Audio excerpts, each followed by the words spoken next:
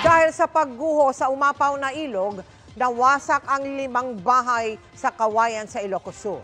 Nagbabayanihan na ngayon ang mga residente sa paggawa ng sandbag.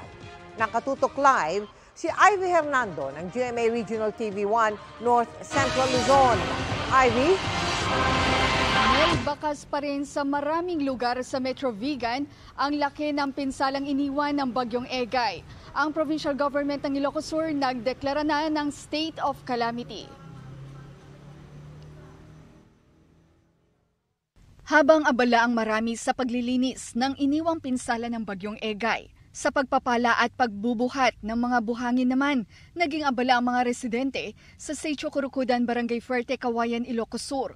Gumagawa kasi sila ng sandbag matapos bumigay ang lupa sa tabi ng dagat at bukana ng ilog na singlawak ng 2 basketball court. Tika sa pulam yata ma'am, kaya tatag na ma'am, tigiti ko sandbag ma'am, sandbag, kaya tigiti supply, tigiti ko na, tigiti kalugaran, tigiti pagbiagdat. Nadamay rin ang bahay ni na Cristel at Ronnie. Narsuod amin ma'am.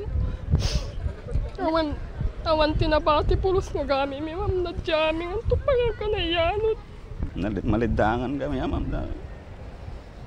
Naduma na pukpukaw mga alay kami ma'am kada ti daw at huwa ma'am kumake mapayan kumaati tulong ma'am da kami. May mga residente na ring tumulong para isalba ang ilang bahagi ng mga nawasak na bahay.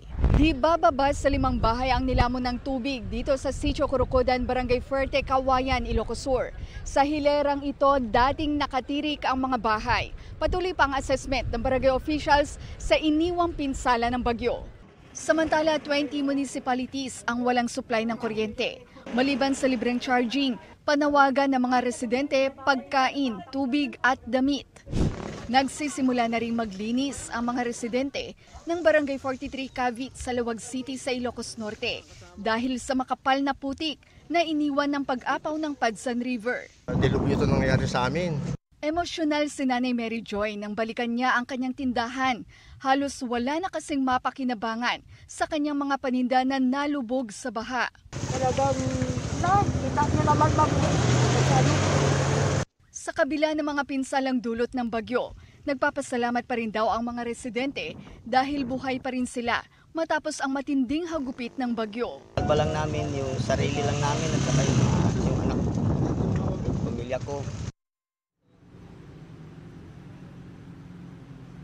Mel, sa datos ng PDRRMC, umakyat na sa 5 ang naitalang nasawi, habang 3 naman ang nasugatan kasunod nga ng pananalasa ng Bagyong Egay. Pumalo na rin sa 753 million pesos ang pinsala sa infrastruktura. 20 municipalities ang walang supply ng kuryente. Hindi rin stable ang signal ng telecommunication lines. Patuloy rin ang panawagan ng mga nasalantang residente na mabigyan na sila ng tulong gaya ng pagkain at non-food items. Mel?